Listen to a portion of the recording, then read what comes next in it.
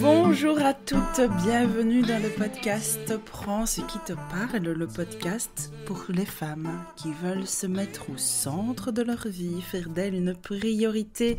Vous êtes ici, chez vous, prenez ce qui vous parle et surtout laissez le reste. Bienvenue à toutes, je suis tellement heureuse de vous retrouver aujourd'hui pour vous parler des chakras. Je crois que les chakras, c'est un des sujets qui me passionne le plus. J'adore en parler.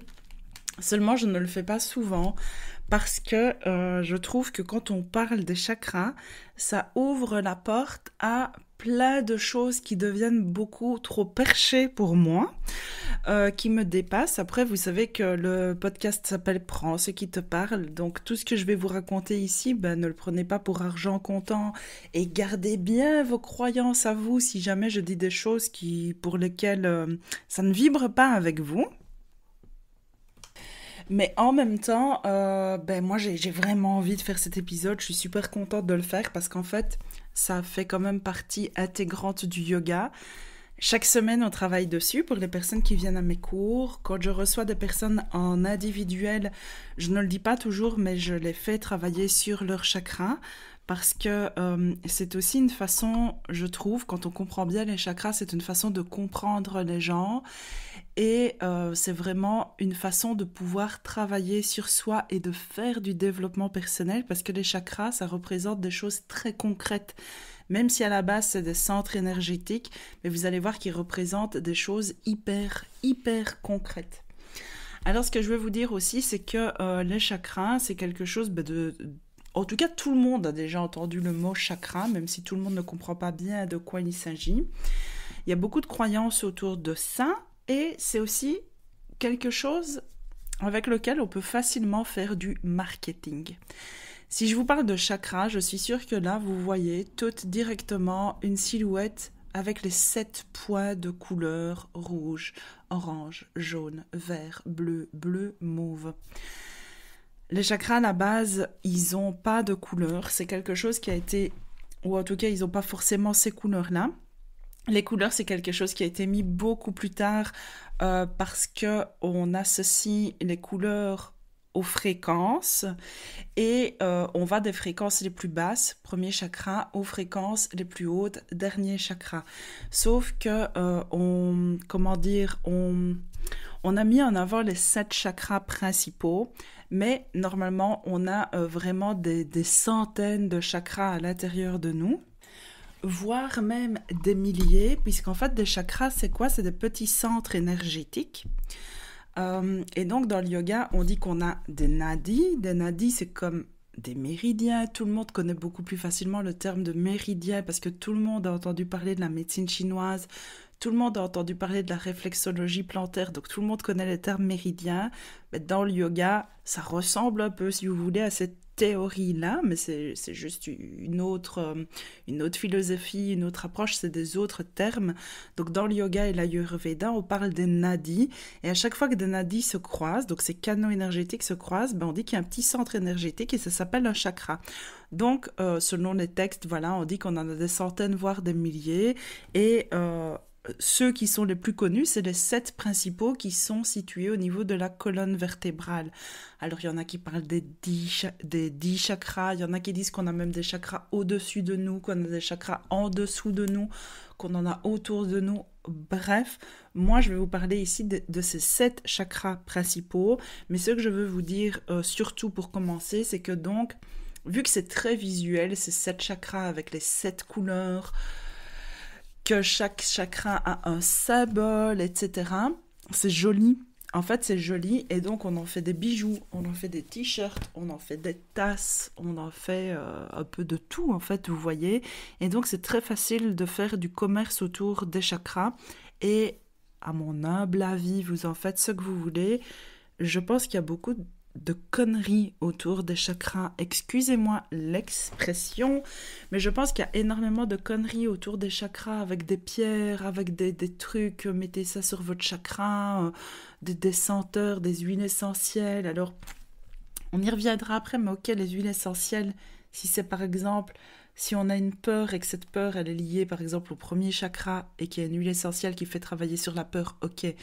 Mais les bâtonnets d'encens sur les chakras, non, tout, pardon, mais à mon sens, tout ça, c'est du marketing, c'est du bullshit.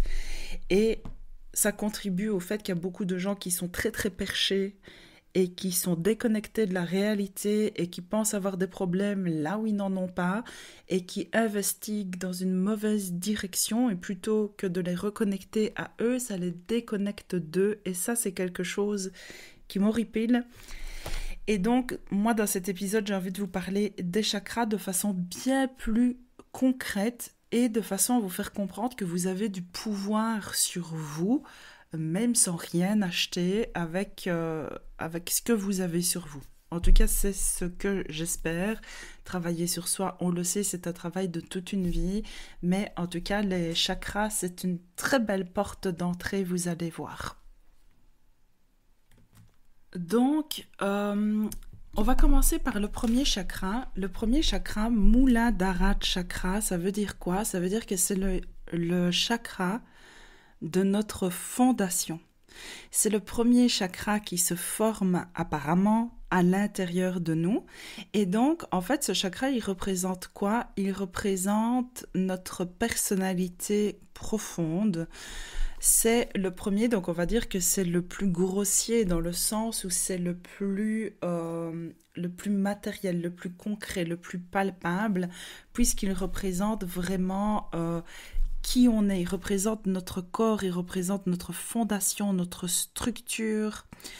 C'est dans ce chakra qu'on dit que c'est dans ce chakra qu'est contenu aussi tout notre matériel génétique, tout ce qui fait qui on est. Donc ce qui fait qui on est, c'est aussi, ben oui, notre génétique, c'est tout ce qui est ce qu'on appelle le transgénérationnel, tout ce qu'on reçoit de nos ancêtres, de notre famille, de papa, maman, mais de aussi avant eux.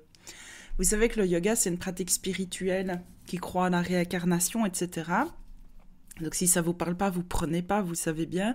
Mais on dit aussi que c'est dans ce premier chakra qu'est contenu en fait tout le karma en fait qu'on a accumulé aussi de nos vies précédentes, si jamais vous croyez à ça. Et aussi tout le karma qu'on se trimballe en fait de génération en génération de nos ancêtres. D'un autre point de vue, c'est ce qu'on appelle le transgénérationnel. D'un point de vue plus scientifique, c'est ce qu'on appelle l'épigénétique, d'accord? Donc la science commence à reconnaître aussi ces choses-là. Et donc ce chakra de notre fondation, de notre source, lorsqu'il est en équilibre, comment est-ce qu'on le sait que ce chakra est en équilibre? Comment ça se manifeste concrètement dans notre vie? Eh bien, ça veut dire qu'on est une personne stable. On est une personne qui sait qui elle est, qui assume ses choix, qui assume sa personnalité. Quand le premier chakra est en équilibre, c'est une personne qui cherche pas à se fondre dans la masse. C'est juste une personne qui fait des choix qui sont justes pour elle. C'est vraiment ce qu'on appelle l'ancrage, en fait, si vous voulez. Donc voilà, c'est vraiment une personne qui est droite, qui est bien dans sa peau, qui cherche pas à être quelqu'un d'autre. Voilà, qui est stable. Alors quand je dis qui est stable, elle peut avoir une personnalité extravagante ou quelque chose comme ça, mais en tout cas la personne elle assume d'être elle simplement, puisque c'est vraiment ça que représente ce chakra-là. Maintenant, comment on sait que ce chakra est en déséquilibre?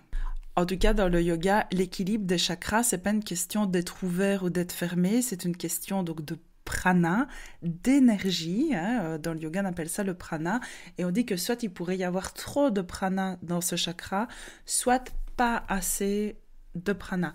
Dans les deux cas, ça cause un déséquilibre. Et qu'est-ce qui fait en sorte qu'on a trop ou pas assez d'énergie dans le chakra? Et bien encore une fois, c'est les histoires de vie, c'est les traumatismes, c'est tout ce qu'on a pu vivre. Donc c'est soit les traumatismes qu'on a vécu pendant le développement de ce chakra, donc c'est-à-dire toute la vie in utero, jusqu'à la première année de vie. Tout ce qu'on a pu vivre à ce moment-là d'un peu traumatisant, eh bien ça peut venir se répercuter dans ce chakra, donc la manière dont on a été conçu. si les parents se sont divorcés la première année de vie, si on a entendu des choses, etc., etc. Donc je ne vais pas rentrer dans les détails parce que je sais que ça peut être très prenant pour certaines personnes d'entendre ça. Ça peut peut-être venir réveiller des choses chez vous. Mais en tout cas, c'est une croyance dans le yoga que voilà, que toutes ces choses-là peuvent venir impacter les chakras et que c'est comme ça que ça se manifeste en fait dans notre vie par des déséquilibres mais qui sont concrets, vous voyez. En fait, c'est pour ça que je vous explique ça, pour vraiment comprendre que ça s'attache, que ça se rapporte, pardon, à des choses très concrètes. Parce que parfois, j'ai des personnes qui viennent me trouver qui me disent je sens que mon chakra tourne à l'envers. Personnellement, je ne crois pas à ces choses-là qu'on sent le chakra qui tourne à l'envers. Ou j'ai des personnes qui me disent je sens que j'ai un blocage parce que, ok, elles ont une sensation dans l'endroit du corps qui représente le chakra, ça je peux le croire. Mais quand je demande ça se manifeste comment, la personne elle ne sait pas. Elle me dit juste oui, j'ai un blocage, j'ai un blocage. Vous voyez par exemple au niveau du cœur, ça peut être des angoisses, ça peut être des émotions, ça peut être voilà. Et oui, c'est vrai que c'est dans le chakra tout ce qu'on veut, mais il faut vraiment comprendre à quoi ça se rapporte dans la vie concrète. Et je vous le dis aussi ici, moi je ne travaille pas là-dessus de façon magique. Je fais pas. Des personnes viennent parfois se faire masser pour que je travaille sur leur chakra. Moi, je fais pas ça. Le massage, ça fait circuler l'énergie. Oui, c'est vrai, peut-être que ça fait un peu circuler, etc. Mais non, moi, je travaille pas là-dessus comme ça. Je travaille dessus avec du développement personnel et du yoga qui fait circuler l'énergie, ok, à travers les nadis, à travers les chakras. Mais je fais pas de trucs où j'enlève. Comme je vous l'ai dit, je mets pas de l'encens, je mets pas des huiles essentielles. Je veux vraiment que ce soit très concret dans le retour à soi. Donc premier chakra, voilà comment il peut se déséquilibrer. Alors il faut savoir que chaque chakra a un petit peu il a un petit peu son trigger, en fait, il a un petit peu son point gâchette qui va le déséquilibrer encore plus. Et le premier chakra, son point gâchette, c'est quoi? C'est la peur. Tout ce qui est relatif à la peur vient déséquilibrer ce premier chakra. Et là, ça va se manifester comment? Ça va se manifester que la personne, elle va manquer de stabilité intérieure. Elle ne va pas avoir confiance en elle, en ses ressources. La personne, elle peut se sentir perdue. Elle peut se sentir un peu à côté d'elle, par exemple, vous voyez. Le manque de sécurité aussi, quand on ne se sent pas en sécurité, qu'on n'a pas facilement confiance, etc. Tout ça, c'est vraiment lié au premier chakra. Et donc concrètement, comment est-ce qu'on travaille dessus? Eh bien, en allant retrouver cette sécurité, en allant travailler sur soi, sur qui on est. C'est un travail évidemment de toute une vie, c'est pas une séance de yoga, c'est pas une méditation sur un chakra, c'est pas un bâtonnet d'encens qui va vous faire équilibrer votre premier chakra, c'est vraiment d'en prendre conscience et d'aller travailler là-dessus, d'aller travailler, c'est le premier chakra, c'est le plus important, c'est le plus profond et c'est celui qui est à la base de tous les autres. Donc vraiment travailler sur son premier chakra, c'est travailler avec sa famille, c'est travailler sur sa lignée familiale, c'est essayer, si pas de faire la paix avec les membres de sa famille, mais essayer de comprendre, de connaître son histoire, essayer, je sais qu'il y a des, je vais pas rentrer dans les détails, mais je sais qu'il y a des schémas familiaux où il se passe des choses qui sont impardonnables. Et donc, je ne vais pas vous dire de pardonner l'impardonnable, évidemment, mais par contre, il y a des situations familiales où il y a des conflits, où il y a du manque de communication, où il y a des choses qui ont été incomprises, où il y a des suppositions, où il y a un petit peu des malentendus. Tout ça, ça vaut vraiment la peine d'aller travailler dessus. Et ce que je veux vous dire avec ça, c'est que oui, le yoga, ok, dans le yoga, on va travailler concrètement là-dessus, sur des postures d'ancrage, sur toutes les postures accroupies, sur toutes les postures où on travaille notre équilibre, notre stabilité intérieure. Dans le yoga, on va travailler là-dessus aussi, à chaque fois qu'on prend conscience qu'on est en sécurité, quand on est dans la yourte, que c'est tout rond autour de nous, que ça nous englobe, que ça nous entoure, qu'on peut se déposer, qu'on peut se livrer, qu'on se rend compte qu'on est avec des personnes de confiance, que ce qu'on dit n'est pas répété, qu'on a le droit d'exprimer nos émotions. Tout ça, ça vient travailler sur notre premier chakra Mais si vous voulez aller plus loin, c'est à vous de travailler sur vos dynamiques familiales, d'aller lever les secrets de famille. C'est profond, hein, ce que je vous dis, mais vous voyez, ça, c'est pas le yoga qui va le faire à votre place.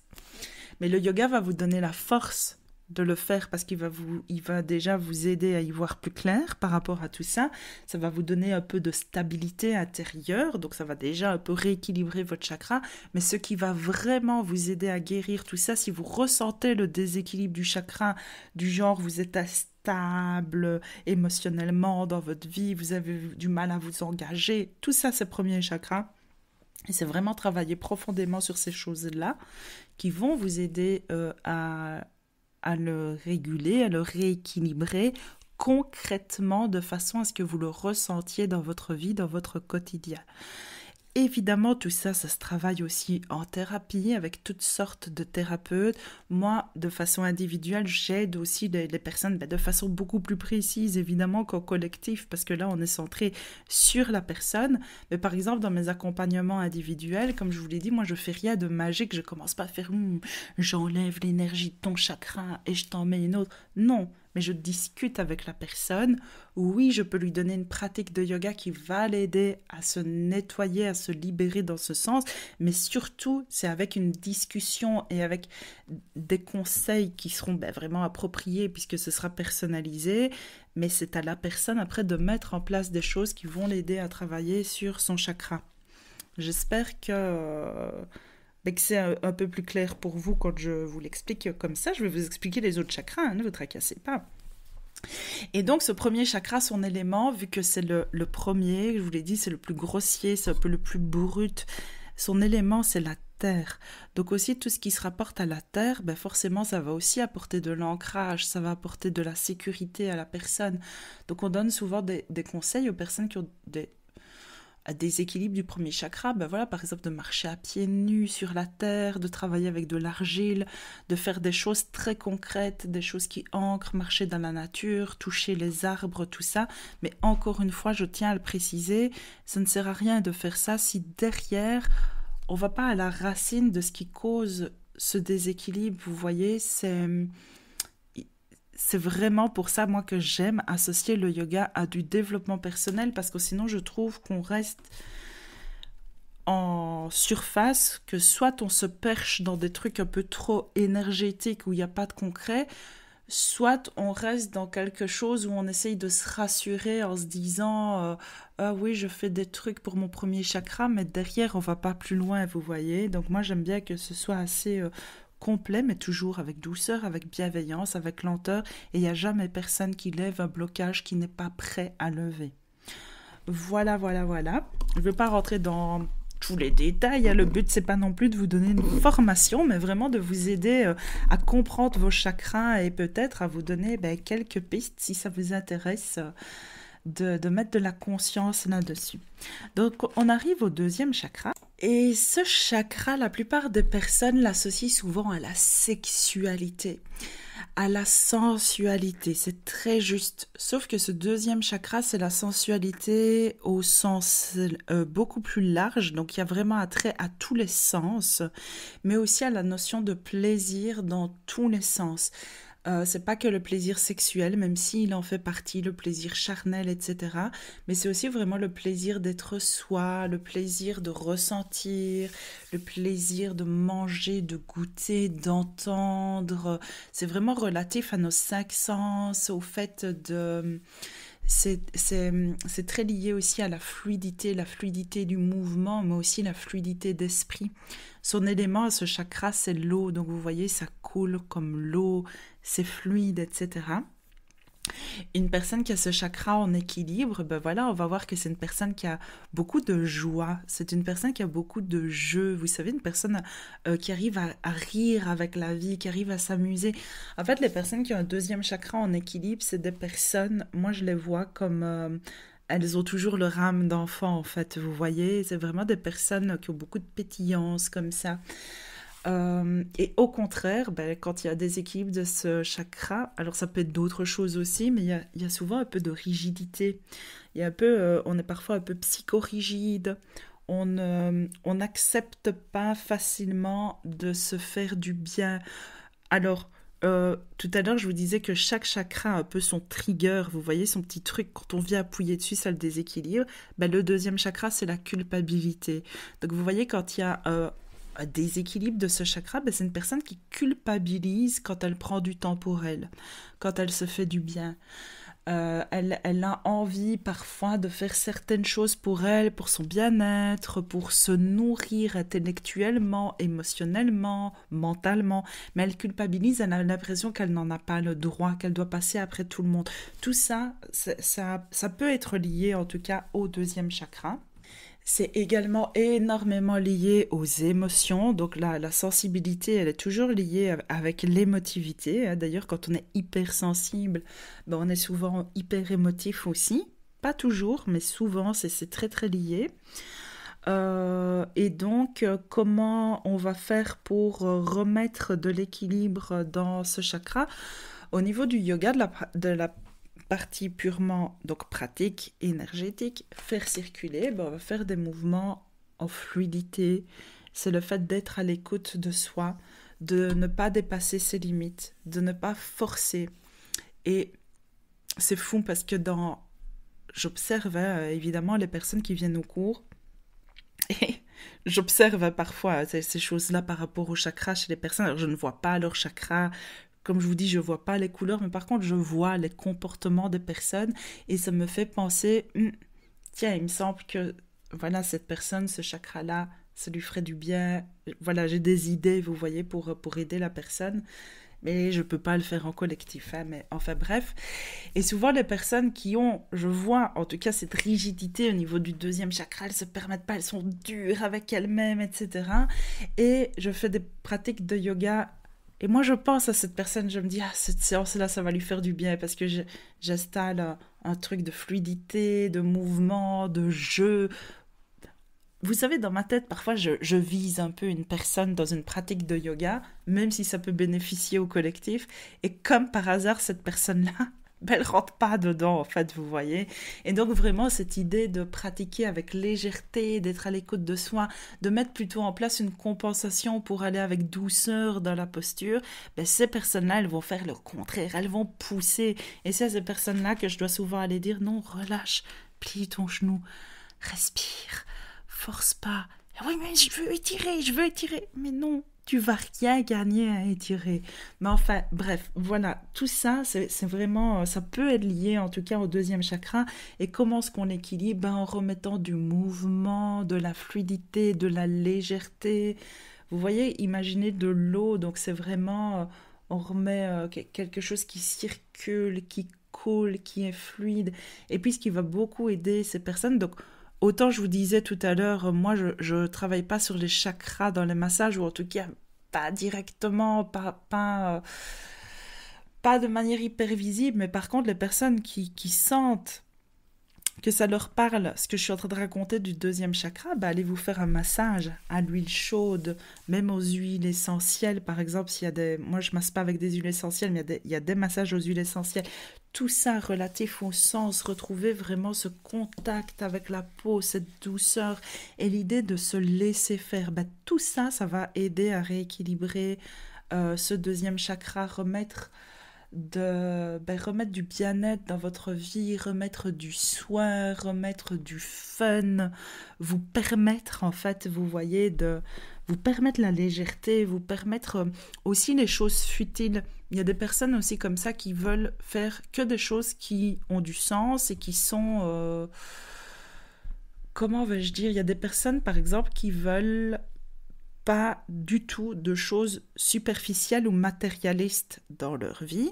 Ok, mais en fait, en tant qu'être humain incarné, on a besoin aussi de beauté, de choses qui, entre guillemets, ne servent à rien.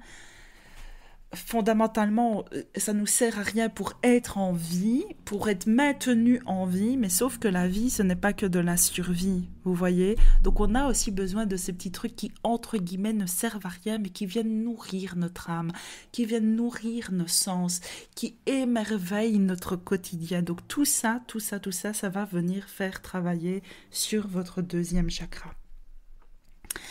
Passons maintenant un étage plus haut avec le troisième chakra. Son élément, c'est le feu.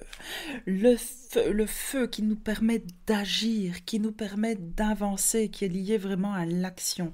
C'est aussi notre feu digestif. C'est ce qui nous permet de digérer les choses, aussi bien au sens physique, de bien digérer, d'avoir une bonne digestion, etc., mais aussi de bien digérer les événements de la vie. C'est-à-dire que quand on a ce chakra en équilibre, eh ben, on, on traverse beaucoup plus facilement les épreuves de la vie parce qu'on arrive plus facilement à les transcender, en fait, à les transmuter et à agir. Donc encore une fois, vous voyez qu'ici, on n'est pas dans quelque chose de passif, du genre je me couche sur une table, on me fout un bâton d'encens, on me fout une pierre et on me fait abracadabra et ça part tout seul. On est vraiment dans la notion d'agir. En fait, il n'y a personne qui va pouvoir agir à votre place, vous voyez. Donc ce chakra, comment on sait qu'il est en équilibre? En général, on le sait parce que c'est une personne qui a une très bonne énergie, parce que c'est le feu, c'est le ventre, et quand ce chakra fonctionne bien, on voit une personne qui a bonne mine, qui a un regard brillant, qui est souriant. Et en fait, la traduction littérale du chakra, Manipuraka, ça veut dire le bijou du corps. Parce qu'en fait, quand ce chakra, c'est un bijou, on le polit, et quand il est poli, on le fait briller, vous voyez, et donc quand il est poli, il brille.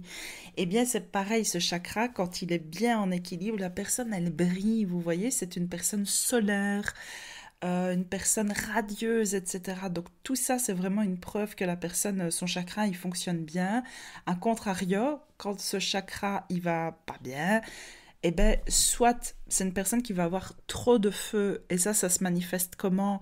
Avec trop de... comment est-ce que ça s'appelle? Combativité. C'est une personne qui est beaucoup trop... qui veut trop gagner, qui veut trop réussir, qui veut écraser les autres, ou c'est une personne qui va se pousser au-delà de ses limites jusqu'à s'épuiser, jusqu'à se brûler et faire un burn-out. Ça, c'est quand il y a trop de prana, trop d'énergie. Quand il y en a trop peu, ça va être une personne apathique, fatiguée, qui digère mal, qui prend du poids, qui est fatiguée, qui a pas de motivation, qui dit je le ferai demain. Vous voyez? Donc voilà, tout ça, c'est vraiment des signes liés à ce chakra.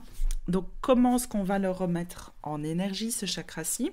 La pratique de yoga, ça, on le travaille vraiment beaucoup. Je pense qu'à chaque séance, on vient quand même travailler sur ce qu'on appelle notre feu digestif, donc forcément sur notre troisième chakra. C'est tout ce qui va être les postures en torsion, etc. Concrètement, on vient travailler sur notre ventre, on vient débloquer un peu l'énergie ici. Et puis, d'un point de vue un peu plus développement personnel, c'est à chaque fois qu'on va venir travailler sur la confiance en soi, sur nos ressources, sur nos potentiels et surtout sur l'idée d'agir et, entre guillemets, peut-être de sortir un peu de sa zone de confort, en tout cas pour les personnes qui ont trop peu d'énergie dans ce chakra. Et ça, de le faire avec la théorie des petits pas. Donc on ne va pas d'un coup se mettre un objectif de malade pour avancer ou quelque chose comme ça, mais c'est vraiment d'avancer petit à petit vers des choses, se mettre des petits objectifs pour avancer, pour réussir, pour être fier de soi, pour développer tout ça. Concrètement, c'est aussi le fait d'augmenter son métabolisme, donc de commencer à bouger un peu plus, etc., de s'obliger à aller un peu marcher, être moins sédentaire, etc. Et il y a aussi le point gâchette en fait de ce chakra, c'est la honte. La honte, elle nous coupe de notre feu intérieur, de notre volonté d'agir. Donc, aller travailler là-dessus, soit en thérapie, soit avec quelqu'un, enfin voilà, soit avec soi-même, travailler sur la honte et se demander, tiens, est-ce que j'ai pas vécu quelque chose dans ma vie qui m'a coupé de ça et qui m'empêche aujourd'hui de briller, en fait, vous voyez. Et quand on a trop d'énergie, voilà, on se calme, en fait. Voilà. Alors, je vais passer au quatrième chakra, le chakra du cœur. Et ce que j'ai déjà envie de vous dire ici, c'est que les trois premiers chakras, comme vous pouvez le constater, ils sont très personnels, ils sont vraiment liés à la personne qui elle est, son rapport à ses sens, à sa sensualité, à son plaisir. Et puis le troisième chakra, son rapport à son action, à son feu, à sa capacité à agir, à rebondir, à transmuter les choses. On va monter vers le quatrième chakra, le chakra du cœur, et là on commence à se connecter aux autres. Donc vous voyez que tout a un sens dans le yoga. En fait, tout se recoupe vraiment avec l'idée qu'on commence d'abord par le retour à soi, par se connecter à soi, par savoir qui on est.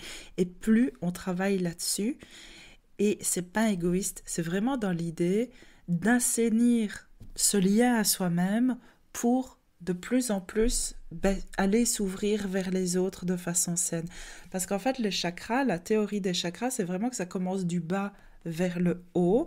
Et en fait, si vous voulez, cette énergie, elle circule toujours du bas vers le haut, des premiers chakras vers les derniers, en tout cas au niveau de la colonne vertébrale, et puis ça se redistribue dans le reste du corps, mais enfin bref. Et donc, ça sert à rien d'aller travailler sur les chakras du haut si ceux du bas, vous remarquez tous les déséquilibres. Par contre, plus vous travaillez sur ceux du bas, plus naturellement ça travaille sur ceux du haut, parce qu'imaginez que c'est un peu comme une rivière qui doit traverser le lit de la rivière, si vous voulez. S'il y a un barrage, l'eau ne va pas passer, vous voyez. Donc parfois aussi, on croit par exemple qu'on a un déséquilibre au niveau du chakra du cœur, mais en fait, c'est peut-être simplement celui d'en dessous qui fait que ça ne passe pas. Et oui, on le ressent dans les chakras du haut, mais en fait, ceux à travailler, parfois, c'est ceux d'en bas. Bref, ça, c'est une petite parenthèse. Je vais peut-être un peu loin dans mes explications. J'espère que je ne vous ai pas perdu. Mais voilà ce que je voulais déjà vous dire ici. Donc, le chakra du cœur, Anahata Chakra, on dit que c'est le chakra qui ne peut être tué parce que dans l'histoire du yoga, on raconte que, en fait, l'histoire du yoga dit que nous sommes des âmes qui viennent s'incarner dans des corps et que l'âme, elle s'incarne en fait là, au niveau du chakra du cœur, Anahata. Et c'est pour ça qu'on dit celui qui ne peut être tué parce que fondamentalement, au fond de notre cœur, il y a notre âme qui est pure et qui est immortelle. Sauf que nous, dans le yoga, on dit ça qu'on l'a oublié. Et que plus on se nettoie, plus on s'équilibre, plus on se rapproche de soi et plus on se rappelle de qui on est, etc. Et plus on va bien, plus on réalise notre mission de vie. Je vous parlais de tout ça dans l'épisode précédent. Mais donc voilà, Anahata, c'est vraiment celui qui ne peut être tué. Évidemment, ce chakra du cœur, il est relié à l'amour. Il est relié à notre façon d'être en lien aux autres.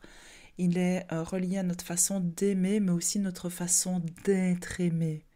Et c'est vraiment un chakra d'équilibre entre le donner et le recevoir. C'est très très beau. C'est aussi un chakra d'équilibre entre les chakras du bas et les chakras du haut. En fait, il vient vraiment faire la jonction entre tout ça. Une personne qui a ce chakra en équilibre, c'est une personne qui est facilement en relation avec les autres de façon saine, en fait, où il n'y a pas de dépendance affective, il n'y a pas de jeu de pouvoir.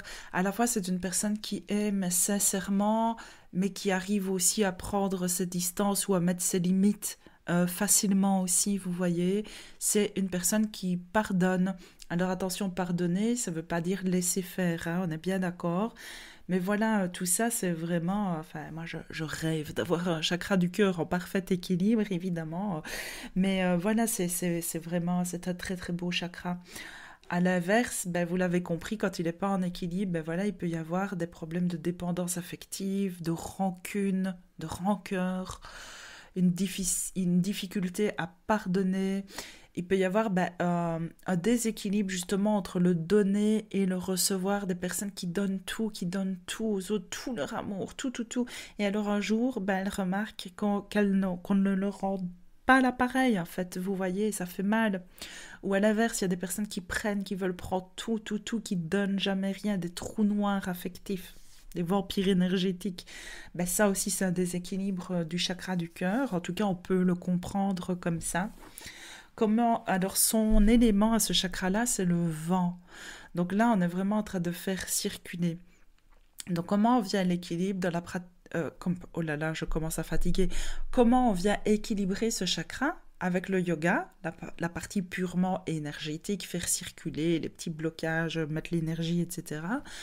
Déjà avec la respiration, puisque c'est le vent, vraiment le fait d'augmenter ses respirations, particulièrement l'inspire qui vient ouvrir la cage thoracique, tous les mouvements en ouverture, tous ces mouvements où on a la cage thoracique un peu comme ça vers le haut, la table à 2 pieds, à chaque fois qu'on ouvre les bras, toutes les postures, on est la posture du héros, toutes les postures, on écarte les bras, on bombe un peu le torse en avant, etc. Tout ça, ça vient faire circuler là à l'intérieur. Toutes ces pratiques où on apporte de l'expansion, mais aussi du mouvement, puisque c'est lié au vent. Donc vraiment, ça fait circuler. Et puis alors, concrètement dans sa vie, comment on travaille là-dessus? Encore une fois, vous voyez, on travaille sur ça. On se demande où se situe ma balance entre mon donner et mon recevoir. Est-ce que j'accepte de recevoir? Parce que parfois, on se rend compte qu'on donne trop.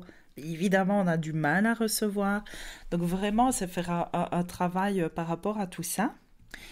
Et une chose très importante, son petit point trigger à ce chakra, c'est le deuil. C'est quand on a du mal à faire le deuil de quelque chose.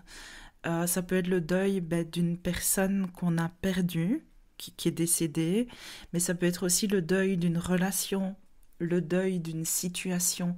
Et en fait, le processus de deuil, il est normal et il est essentiel et il prend du temps.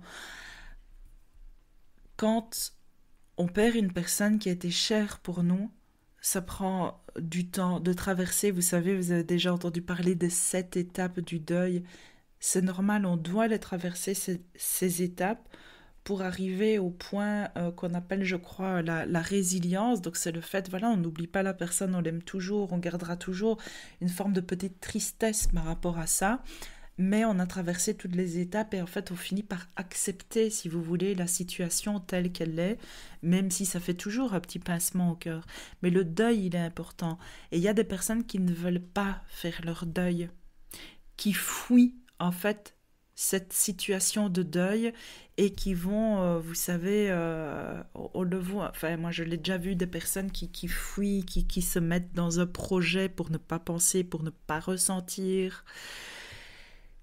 Et chacun fait comme il veut, chacun fait comme il peut surtout, mais voilà, la théorie du yoga, peut-être que ça aide à comprendre aussi certaines choses qu'on vit et qu'on ressent, de se dire, oui, c'est vrai qu'il y a un truc que j'ai vécu, là, j'ai jamais vraiment fait mon deuil, et aujourd'hui, je le paye dans mon cœur, en fait, vous voyez.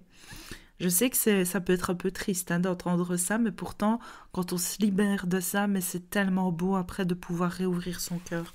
Parce que quand on ne fait pas le deuil d'une relation aussi amoureuse, qu'est-ce qui se passe? C'est qu'on se met en fait une barrière autour du cœur, parce qu'on reste emprisonné, si vous voulez, dans les fantômes de notre passé, et on se barricade autour du cœur en se disant non, j'ai pas fait le deuil de cette histoire-là, donc en fait je fais pas la place à quelque chose de nouveau. Et ne pas faire le deuil de quelque chose, de quoi que ce soit, c'est vraiment une façon de ne pas faire de la place à la nouveauté.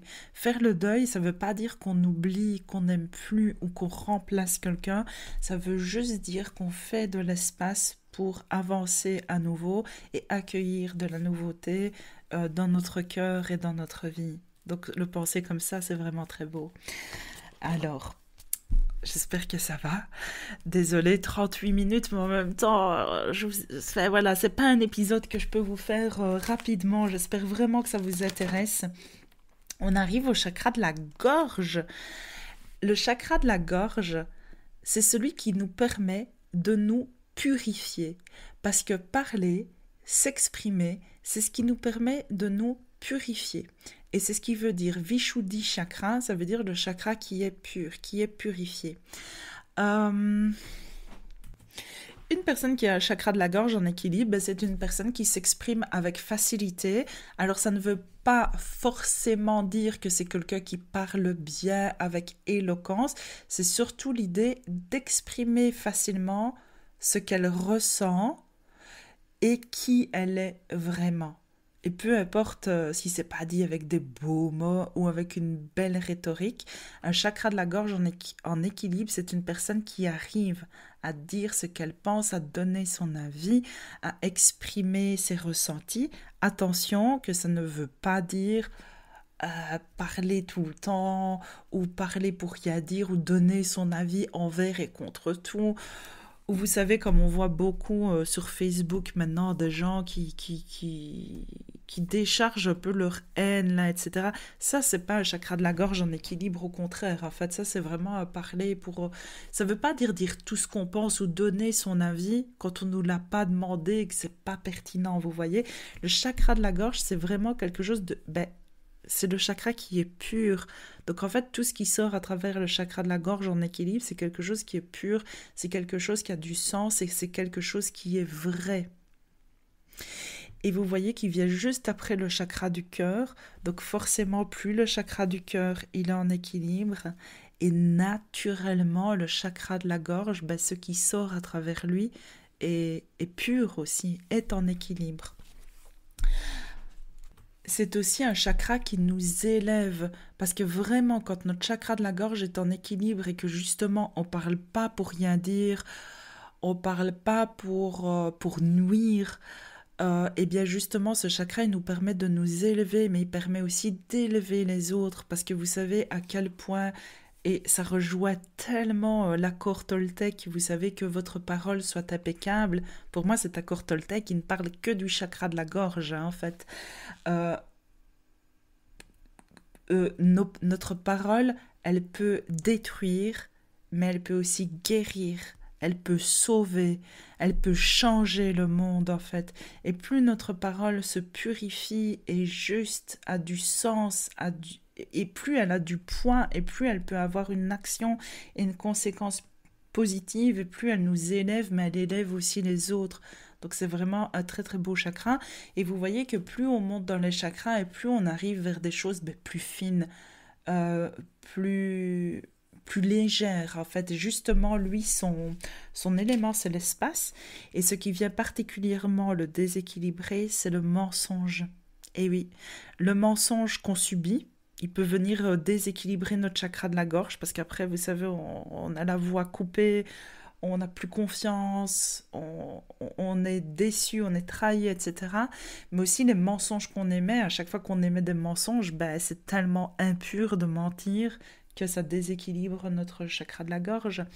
Donc on travaille dessus dans le yoga avec les postures.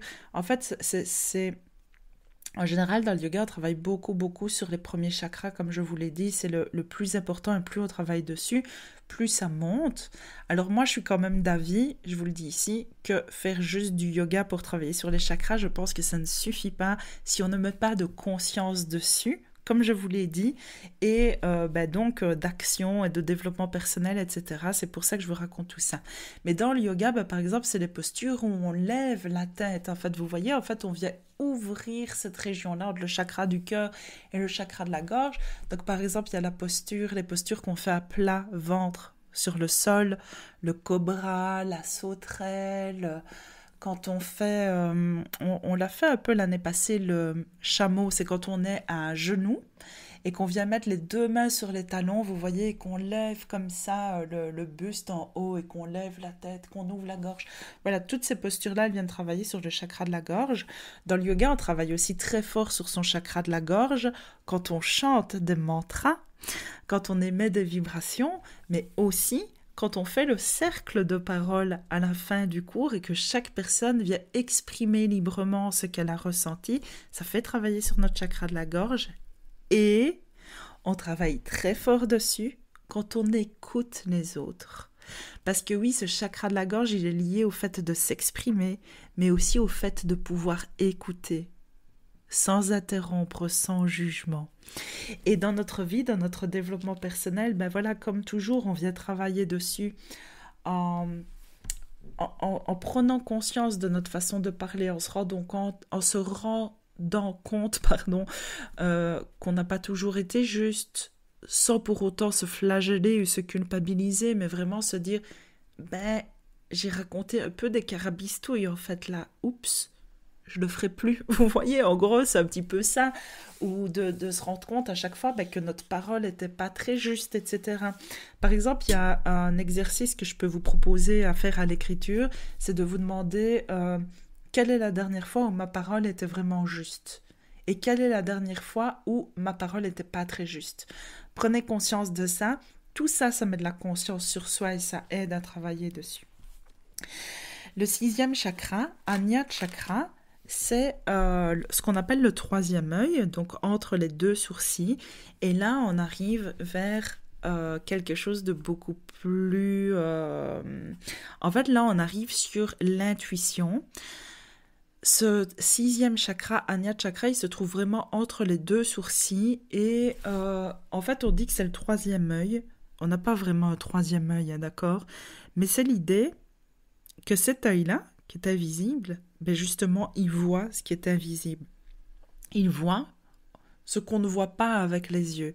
C'est-à-dire, il y a beaucoup de personnes qui pensent que Ajna chakra, ça va être le fait d'être médium ou des trucs comme ça. Alors oui, les médiums, évidemment, ont ce 6e chakra qui est très en équilibre, évidemment, qui a beaucoup de prana, etc. Mais ça peut aussi être simplement le fait... En fait, une personne qui a le 6e chakra en équilibre, elle n'est pas forcément médium, mais c'est une personne qui voit clairement les choses, c'est-à-dire qu'elle comprend facilement là où les gens veulent en venir. Elle voit quand on leur ment. Et ça, je vous promets qu'à long terme, vraiment, quand vous faites du yoga, c'est des choses qui changent à l'intérieur de vous. Ça, je peux vous le confirmer vraiment pour le vivre. Il y a des choses que je vois maintenant que je ne voyais pas avant dans le langage non verbal des gens, dans l'intonation de leur voix. Parfois, je sens, avant même que la personne entre en contact avec moi, je sais qu'il y a quelqu'un qui va entrer en contact avec moi, je sais ce qu'elle va me demander et je sais si je dois dire oui ou si je dois dire non. Ça paraît fou dit comme ça, mais je vous promets que c'est vraiment des choses qui arrivent. Et donc, quand on a ce chakra en équilibre, on voit les choses clairement, mais on voit les choses clairement aussi pour notre vie. On sait, en fait, clairement par où on doit aller. Nos choix sont justes parce qu'on les sait. Et donc, un 6e chakra en déséquilibre, ça va être peut-être des doutes, toujours douter, ne pas savoir, se tromper, ne pas voir les choses clairement, ou au contraire, quand on a trop d'énergie, mais que c'est dans le mauvais sens du terme, vous voyez que c'est pas en équilibre, c'est des personnes qui se font des films, en fait, et vous voyez qu'ils sont parano, ou qui sont convaincus de certaines choses, alors que pas du tout, elles sont à côté de la plaque. Et puis du coup, c'est juste au-dessus du chakra de la gorge. Donc vous voyez, souvent c'est lié aussi, ça peut vraiment se relier, des personnes qui vont raconter, pardon, mais de la merde, tout simplement parce que au niveau de leur vision des choses est tronquée, elles s'imaginent des choses et puis elles le répandent comme étant des vérités. Tout ça, ça peut être lié. Le point gâchette qui vient appuyer sur ce chakra, c'est la désillusion. Donc, en fait, ce chakra, il peut être, entre guillemets, un peu dangereux parce que il y a beaucoup de personnes, en tout cas, moi, dans ce que j'entends, et justement, ça fait partie des choses qui m'agacent et pour lesquelles pour lesquelles, justement, je suis contente, par exemple, de faire ce podcast. J'espère que ça plantera ses graines. C'est que je vois beaucoup de personnes qui viennent et qui veulent directement travailler sur leur chakra du haut. Elles veulent travailler sur leur 3e œil, sur leur intuition, etc. sans faire tout le travail préalable de ce que je vous ai raconté des premiers chakras. Et après, ça donne quoi? Encore une fois, ça donne des gens perchés, des gens qui sont convaincus de leur délire ou des personnes qui viennent ouvrir des choses à l'intérieur d'elles, mais sans ancrage dans la vie réelle. Et donc après, c'est des personnes qui vivent dans un monde imaginaire. Mais notre vie, on la vit pour être incarnée. En fait, on vit notre vie ici, vous voyez. Et on a beau être spirituel et même croire à ces théories du yoga, de réincarnation, etc. Mais en fait, on est fait pour vivre notre vie d'ici, pas notre vie d'avant, ou pas pour vivre dans un monde parallèle. Je vous jure que j'entends des gens me parler de trucs comme ça. Donc voilà, vraiment, ce chakra-là, il peut facilement être déséquilibré aussi avec un petit peu, vous savez, tous ces excès d'informations qu'on a, ces divertissements à outrance, ces réseaux sociaux. La semaine passée, je vous parlais qu'on manque vraiment de concentration, etc. Maintenant, avec les réseaux sociaux, avec le fait que les gens, ils veulent tout de suite, ça doit aller vite, même les contenus sur les réseaux sociaux. Je ne sais pas si vous savez, je fais une petite parenthèse, mais que même les musiques, aujourd'hui, les auteurs, compositeurs, les chanteurs, etc., font volontairement des musiques plus courtes qu'avant parce que les gens n'ont plus la patience d'écouter une chanson en entier. C'est dramatique. Je trouve ça dramatique. Et tout ça, à mon sens, ça vient déséquilibrer notre troisième œil parce que ça le surcharge d'informations inutiles. On est exposé à énormément d'images quand on scrolle sur les réseaux sociaux. Et tout ça, ça vient déséquilibrer en fait notre troisième œil. Donc, comment est-ce qu'on vient l'équilibrer? Moi, ce que je vous dirais, c'est que dans le yoga, on lui fout la paix en fait. Moi, vraiment, mon conseil en tant que prof de yoga, c'est de lui foutre la paix et de travailler plutôt les chakras d'en bas. Parce que naturellement, je vous le promets, je vous l'ai dit, c'est des choses qui arrivent vraiment, encore je ne vous raconte pas tout, mais c'est vraiment, il va s'équilibrer et il va vous donner une vision claire si vous travaillez sur vous, en bas, les choses concrètes, qui vous êtes, vos sens, votre plaisir, le matériel, oui, plus vous travaillez sur le matériel, sur le concret, plus votre spirituel au-dessus, il s'ouvre et il s'équilibre, je vous le promets pour le vivre vraiment de l'intérieur et c'est pas dans les livres qu'on apprend ça. Et enfin, le dernier chakra, le chakra coronal du dessus de la tête, c'est le chakra de notre connexion spirituelle. Donc en fait, c'est notre façon de se sentir soutenu, de sentir qu'il y a quelque chose de plus grand que soi, quelque chose qui existe, qui nous entoure. Vous pouvez mettre le mot que vous voulez dessus. Il y en a qui appellent ça Dieu, il y en a qui appellent ça l'univers, il y en a qui appellent ça l'énergie, il y en a qui appellent ça la source, il y en a qui appellent ça leurs enfants, l'amour, la nature, leurs animaux de compagnie. Vous voyez, mais c'est vraiment l'idée, ce truc de dire, ok, on est, c'est grand, en fait, la vie, elle est magique. C'est pas juste le Big Bang, quoi, vous voyez, c'est vraiment cette connexion spirituelle. Et là, la seule chose que j'ai envie de vous dire là-dessus aussi, c'est que la spiritualité, elle est là pour nous aider dans notre vie incarnée et pas l'inverse. Et encore une fois, moi, je vois beaucoup de personnes qui se perchent très haut dans les airs et qui pensent que leur vie sur Terre sert à aller dans le cosmos, si vous voulez. C'est tout le contraire, en fait. Notre spiritualité, elle est là pour nous aider à traverser notre vie avec foi, avec confiance, avec la certitude qu'on est accompagné et qu'à la fin, tout ce qui se vit a peut-être un sens et que nous, on fait de notre mieux. Et la spiritualité, elle nous donne une force pour avancer, pour tenir bon, pour lâcher prise. Voilà en fait, donc moi je vous aiderai beaucoup sur les premiers chakras, je pense jusqu'au 5e, et moi je pense vraiment que les 2 derniers c'est naturellement qui se développent quand on travaille beaucoup sur ceux d'en dessous. Donc j'espère que cet épisode vous a plu. En fait il est long, c'est une masterclass. Je ne sais pas si vous savez que ce genre d'informations, en fait je pourrais les faire dans un atelier payant. D'ailleurs, j'ai souvent eu envie et c'est pas sorti de ma tête, hein. J'ai envie depuis très longtemps de faire un programme de reconnexion à soi autour des chakras.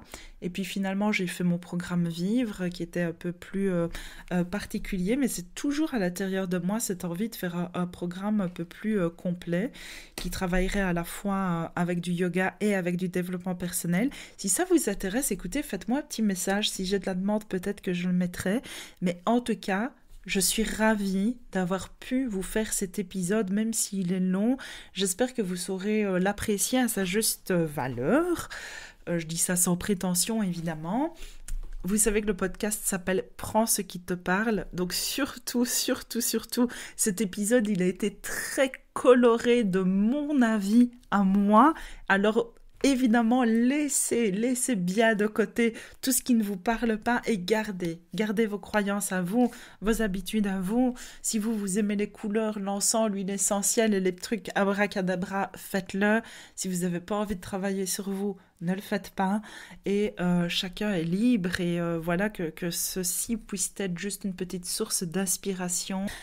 Alors si vous êtes arrivé jusqu'ici, et que ça vous a donné envie, on ne sait jamais, de passer toute une année avec moi, mes cours de yoga, sachant qu'on travaille un peu sur les chakras de façon évidemment moins précise qu'en individuel, mais quand même, on les travaille de semaine en semaine et surtout au fil des saisons. D'ailleurs, en automne et en hiver, on va vraiment travailler sur les premiers chakras avec des pratiques qui viennent travailler là sur le fait de lâcher, de se détendre.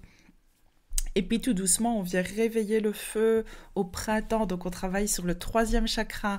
Et puis arrive l'été, on vient ouvrir le chakra du cœur, on vient ouvrir le chakra de la gorge. Donc énergétiquement, toute l'année, en fait, elle suit, si vous voulez, ce modèle-là.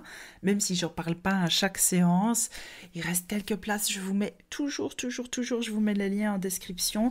Et c'est aussi possible de faire un travail un peu plus précis et un peu plus personnel en individuel, mais là ça demande aussi évidemment un engagement un peu plus profond en individuel parce que c'est pas en une séance qu'on travaille sur tout ça, mais ça peut déjà vous donner une piste et c'est avec plaisir que je vous accompagne. Je vous fais des gros bisous et je vous dis à la semaine prochaine. Et voilà, l'épisode du jour est terminé. S'il t'a plu, n'hésite pas à t'abonner, à liker, mettre des étoiles, un petit commentaire et à partager avec une personne à qui ça ferait du bien. Tu sais, ces petites actions permettent de mieux faire connaître ce podcast et ça me fait très chaud au cœur. Alors je te dis déjà merci, à la semaine prochaine et d'ici là, on se retrouve sur Instagram. Bisous!